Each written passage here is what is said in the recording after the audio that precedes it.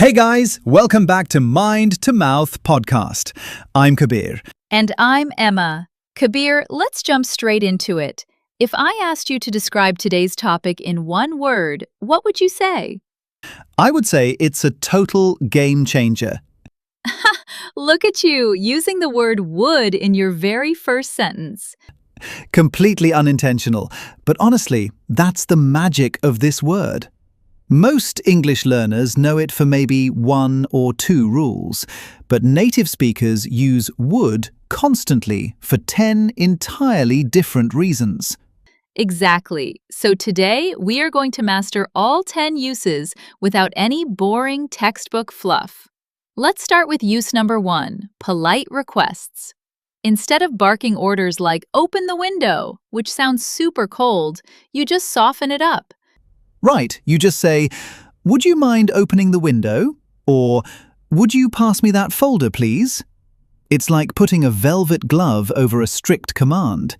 Perfectly put. And that leads directly to use number 2, offers and invitations.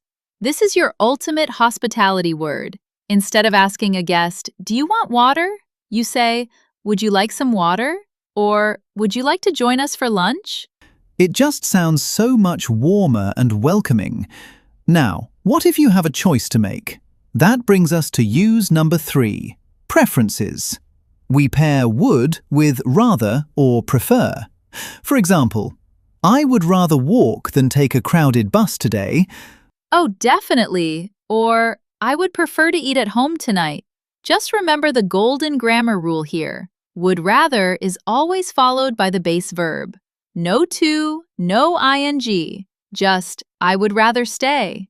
Got it. Now for the one everyone dreads in school. Use number 4, conditionals for imaginary situations. This is the classic what if world. Right, like if we are daydreaming. If I won $1 million, I would buy a private island. It's not real, it's just a dream. What would you do if you could fly, Leo? I would fly away from this studio right now.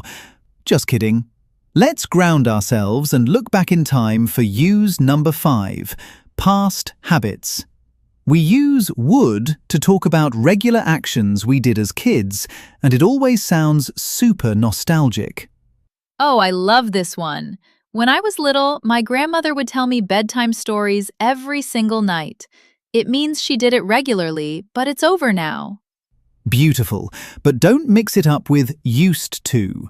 You can use would for actions like walking or telling stories, but not for past states. You can't say, "I would be shy." For that, you must say, "I used to be shy." Good catch. Moving on to use number 6, softening opinions. Sometimes you want to disagree or share a thought at work without sounding aggressive. Instead of saying, "That plan is terrible," you can say, "I would think we need a bit more data before deciding." Very diplomatic.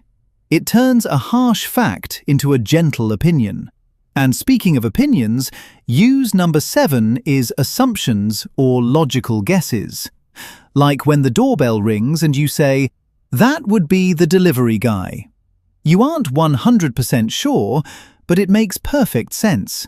Or if someone is always late because of traffic, you'd say, "The roads would be packed at this hour." It's just an intelligent guess. Now, let's get slightly advanced. Use number 8 is reported speech. When you repeat what someone else promised in the past, their will turns into would. If Emma tells me, "I will help you tomorrow," and I repeat it later to a friend, I say, "Emma said she would help me." Exactly. Will shifts to would. But what happens when things refuse to help us? That's use number 9, past refusals. We use wouldn't when a person or an object stubbornly refuses to cooperate. Oh, the classic modern tragedy. "My laptop wouldn't turn on this morning. It just refused to work." Or, "The stubborn cat wouldn't eat its food." Too real. And finally, use number 10, the future in the past.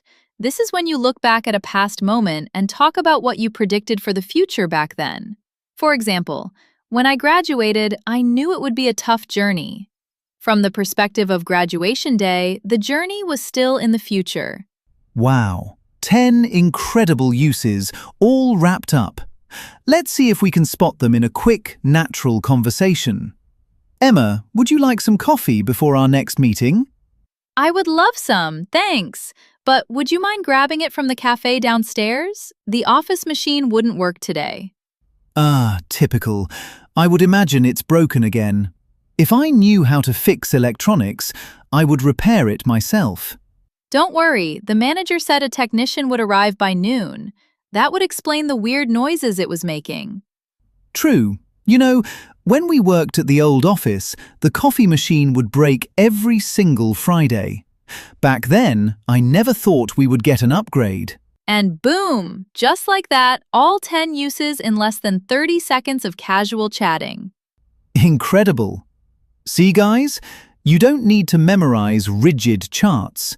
You just need to start noticing how wood flows naturally in real life. Absolutely. Practice makes perfect. Head down to the comments right now and write just one original sentence using would. We'll check them out. Don't forget to subscribe and share this episode with a friend. Until next time, keep learning, keep speaking, and keep growing. Bye, everyone.